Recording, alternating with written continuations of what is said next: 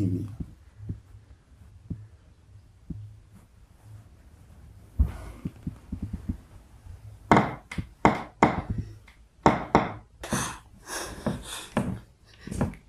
Mjomba, kwa nini unakufanya hivi?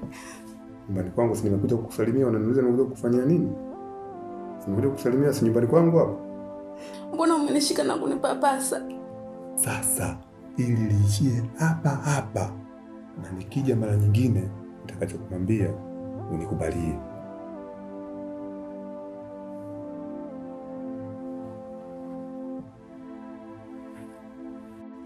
Mbona mjomba amenifanyia hivi? Hivi hawezi kunibaka huyu? Au nitoke kimya kimya?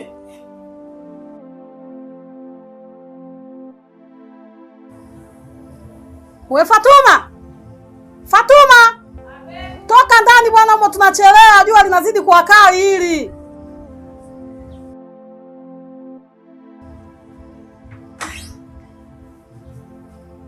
Wewe tangu saa zile unakaa ndani unafanya nini? Na kati mimi nakusubiri wewe.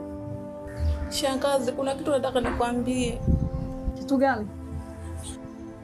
Jana usiku mjomba aliingia chumbani kwangu na kitaka kunibaka. Unasema? Mjomba wako alitaka kukubaka? Ndio shangazi. Mume wangu mimi Baba Juma? Ndio. Alitaka kukubaka wewe? Ndio. Tena afadhali yupo ndani bado hajatoka. Baba Juma! We Baba Juma! Mke wangu. Kuna nini tena mke wangu? Hujui ulichokifanya? Hivi wewe Baba Juma, wewe hakuyafanya haya kweli? Yapi tena mke wangu? Wewe hakutaka kumbaka mtoto? Kweli? Kumbaka mtoto? Hujui? Yaani mimi nimbake mtoto? Hivi ni kweli hayo unaongea au? Unashangaa? Nimbake huyu? Unashangaa? Hapo nimeshagundua huyu mtoto ana matatizo, ndio huenda hata huko unapomfukuza huko kuna maneno huwa anaongea ndio maana anafungwa. Mimi nimbake huyu? Huyu mtoto sio taila Baba Juma. Wewe tumelala wote kule ndani, nimeenda kumbaka saa ngapi? Mimi najuaje? Fatuma, hebu ongea kama ulichokuwa unaongea kwanza. Maana hata sielewi. Shangazi, kweli mjomba aliingia chumbani kwangu nataka kunibaka. Haya, unasikia Baba Juma? Hivi huyu mtoto kweli ana akili kweli? Yaani mimi nikubaki wewe kweli? Yaani mke wangu niache kufanya pumbavu wote wewe nije nifanye pumbavu hapa ndani kwangu kweli? Kweli kitu kama hicho? Huyu mtoto ni mbaya sana huyu. Mimi kweli nikubaki wewe mtoto? Huyu mtoto ni mgombanishi huyu. Siwezi kufanya kitendo kama hicho. Kwa hiyo huyu ana akili. Huyu akili zake sio nzuri. Siwezi kufanya kitu kama hicho. Huyu ndo huenda hata huko alikofukuzwa huko kwa haya maneno yake pumbavu ya kusingizia watu vitendo kama hivyo. Inawezekana hata huko kuna kitu kafanya ndio maana amefukuzwa amekuja huko. Wewe unadhani mimi kirahisi nitakuelewa? Hapana mke wangu. Sawa, nitalifanyia uchunguzi. Usifaniki vitu ambavyo bado hujapata uthibitisho nacho. Naomba mke wangu utulize jazba, ukae chini umhoji vizuri huyo mtoto. Hivi unathibitisha kabisa mimi nataka kukubaka? Mke wangu, huyu mtoto mgombanishi sana. Sasa hapa simhitaji huyu mtoto. Unapotoka mguu wako na huyu, sitaki tena kumuona hapa nyumbani kwangu. Nadhani nimeshamaliza. Haya Fatuma mwanangu. Umesikia? Sina jinsi. Mwenye nyumba ndo kasema hataki kukuona. Mimi naomba tu tuondoke, tutajua mbele kwa mbele cha kuamua. Twende Fatuma, twende. Mambo yasiwe mengi hapa.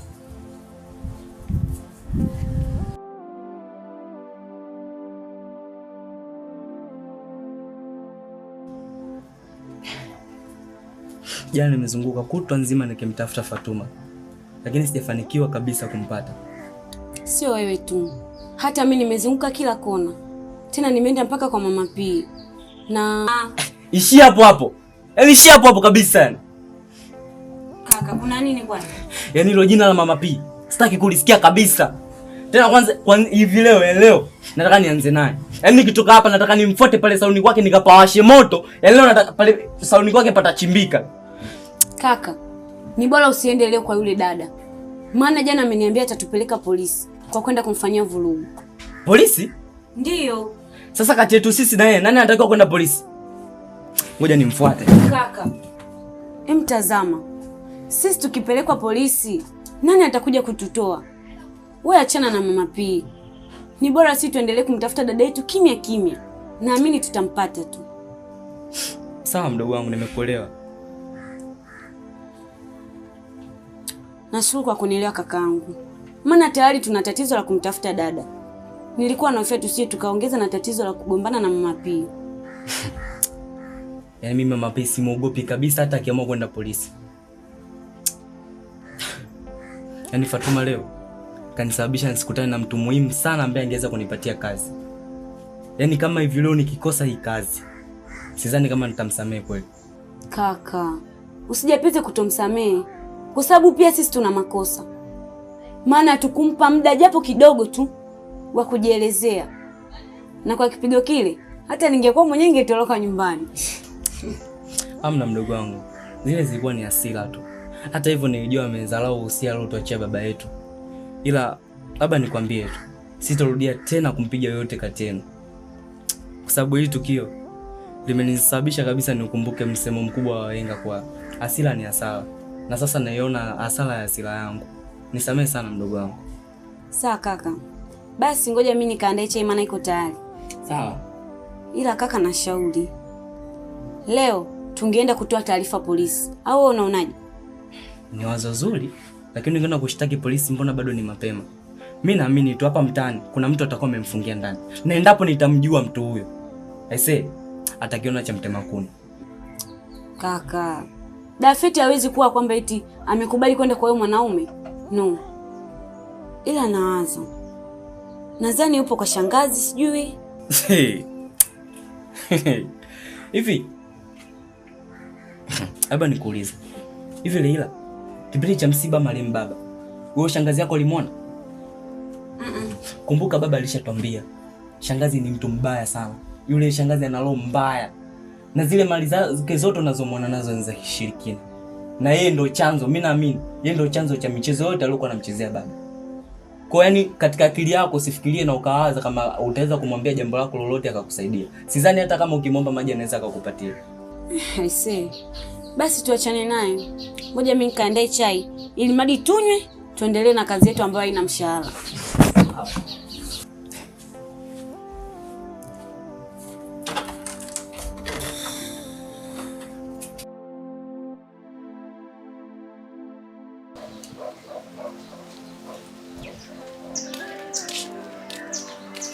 Kaka.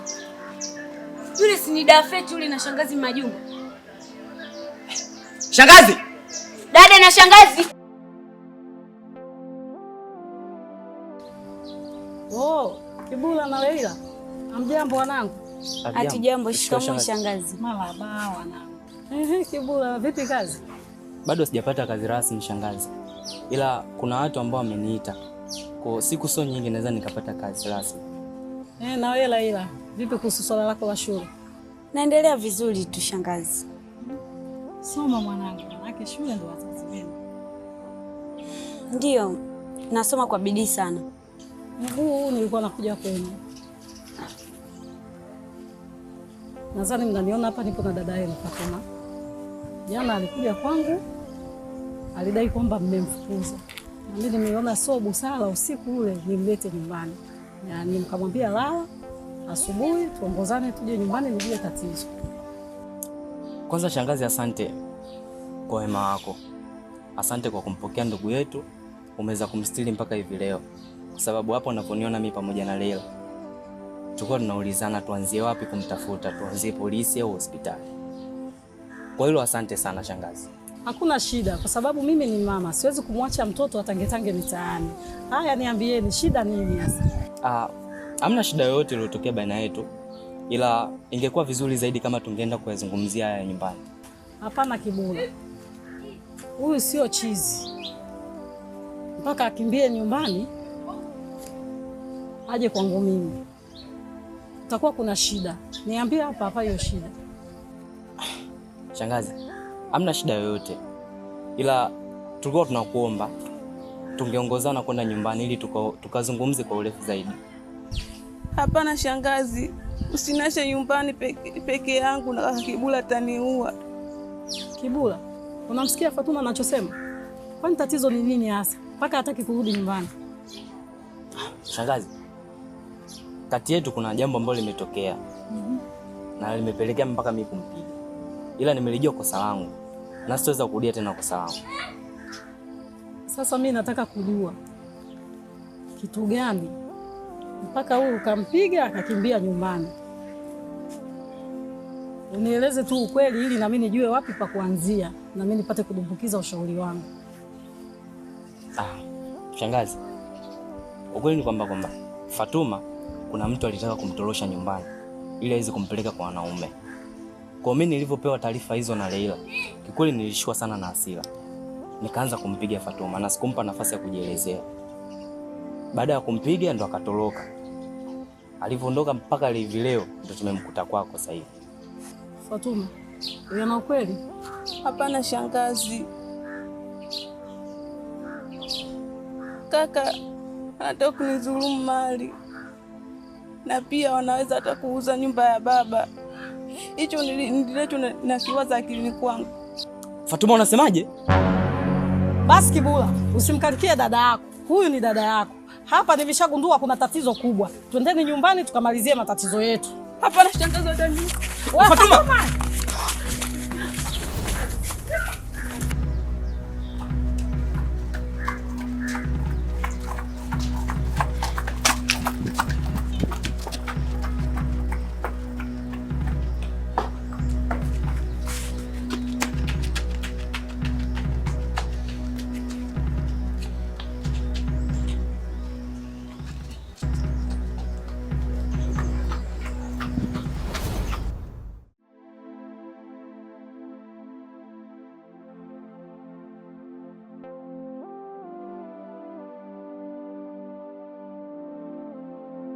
Mambo vipi kaka? Safi. Nikuja kuchukua movie leo. Mbona kimya? Sijui tena siku 2-3 mvua inanyesha, mama unasumbua. Okay. Nimeona kina Salha pale, ngoja niongee nao mara moja. Sikia nikwambie kaka. Kwa makini, miaka 92 kusubiri. Hapana brother, na mambo tu ya shule naenda kuongea naye. Basi poa.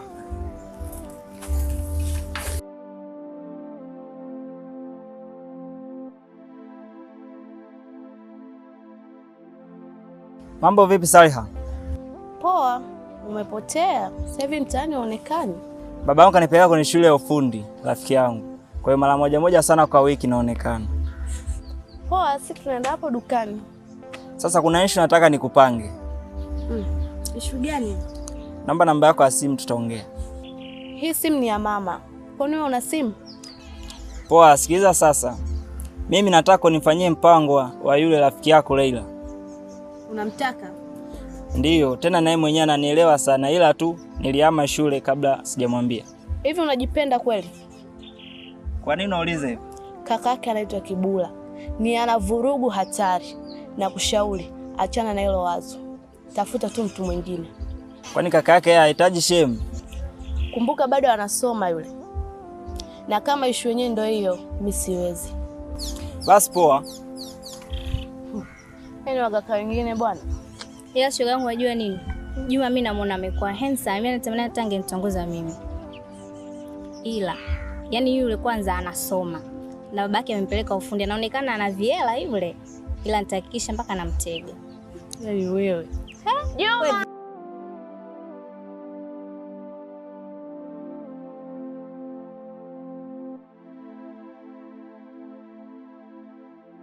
Naam, niambie Salha. Sasa Juma, nakupa hii namba. Ila hii namba ni ya mama. Nitakuwa nakutafuta mimi mwenyewe. Poa, haina shida.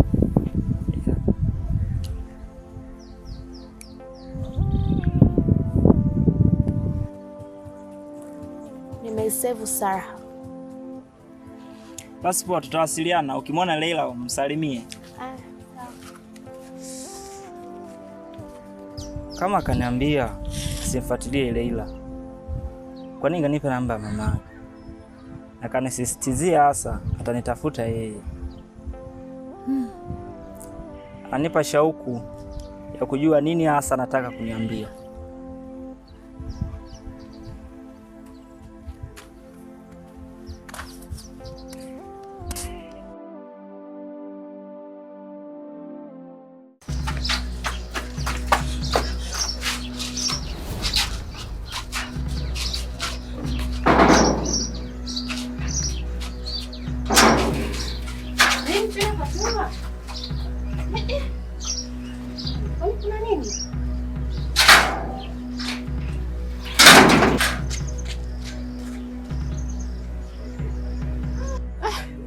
Huyu atakuwa amekimbilia mundani kwa shangazi ni? Ila shangazi kumfungulia geti Fatuma haiwezekani. Kwa sababu kwanza tuna ugomvi naye. Huko onekana. Atakuwa amekimbilia bondeni au lazima nimpate?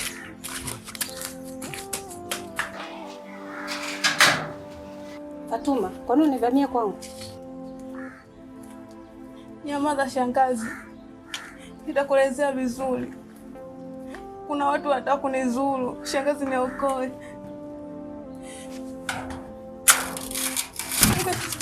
Hapana, hapana shangazi.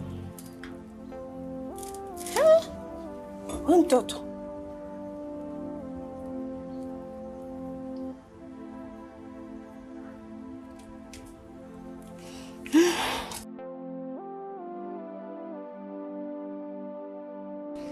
Yaani Fatuma bwana nishakuwa changamoto. Wewe acha tu. Mimi nilikwambia shangazi. Sasa kwa nini akimbia? Kama ana kosa kwa nini akimbia? Kutakuwa kuna tatizo. Maanake hata huko nyumbani huko kaniachia zeshe. Tena. Sasa bwana. Hivi. Vipi Kibula?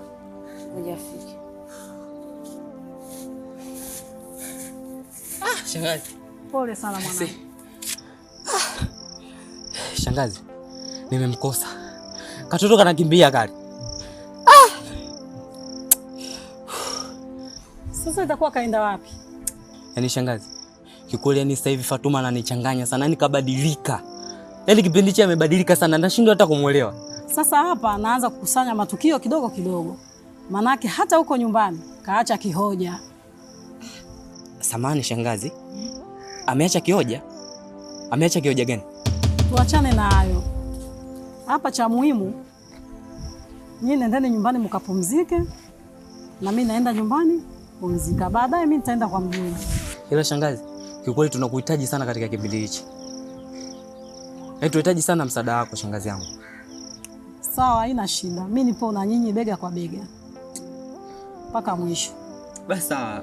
Asante shangazi. Haina shida Leila. Basi naomba niwaache. Sawa, uwe na siku njema shangazi. Na nyinyi pia. Jamani, mkapumzike. Kibula, baadaye jamani. Bye shangazi. Bye.